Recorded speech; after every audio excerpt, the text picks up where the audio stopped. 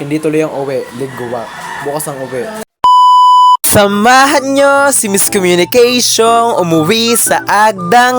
I'm very excited nga pala umuwi sa aming tahanan. Huy, na para bang hindi nagtitink na. Nakakainis mga ka-Miss Communication kasi nagpasa kami ng requirements namin sa aming papasukang trabaho. Ngunit kailangan pala ng diploma. Diyos ko, nasa Quezon ng aking diploma. Alam nyo ba kung nasan si Miss Communication? Ako ay nasa Dasma, Cavite. So, uuwi ako ng Quezon hanggang Mama Hinga. Ganda! Shoutout nga pala sa tatlong Vikers na to. Diyos ko, dahil napakainit ng pagbabike. So mga ka-Miss Communication, uuwi ako para sa isang kailangan sa trabaho namin. Ako'y nasa Cavite, tas uuwi pa ako ng Agdangan, Quezon Province.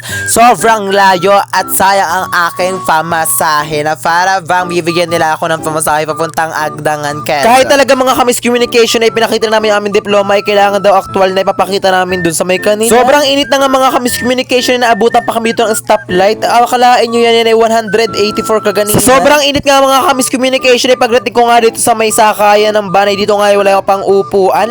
Dito pala ang mga ka-Miss Communication ay naramdaman ko na talaga yung pagiging para bang hindi maganda ang mangyayari ngayong araw. Sinasabi ko sa inyo mga ka-Miss Communication, lahat na nangyari sa buong araw ko ngayon ay talagang kamalasan lamang na doon. Biruin nyo yung mga ka-Miss Communication, nagpasa kami ng requirements ay meron pa pala kaming kulang ay di sayang na naman ang pamasahe. Nagpunta ako dito sa may sakayan ng banat para nga pala umuwi sa Agdangan, ngunit may problema na naman. Nakasakay na nga ako dito sa mga ka-Miss Communication at sobrang init nga pala. Tanong oras na nga pala dito mga ka-Miss Communication, 1:00. Nagpunta ako dito 2:00. Hanggang sa inabot ako dito ng 3:30 mga ka-Miss Communication, kaya ang ginawa ko ay umuwi na lamang muli at baka abutin pa ako ng gabi. Hindi tuloy ang uwi, lingguwa.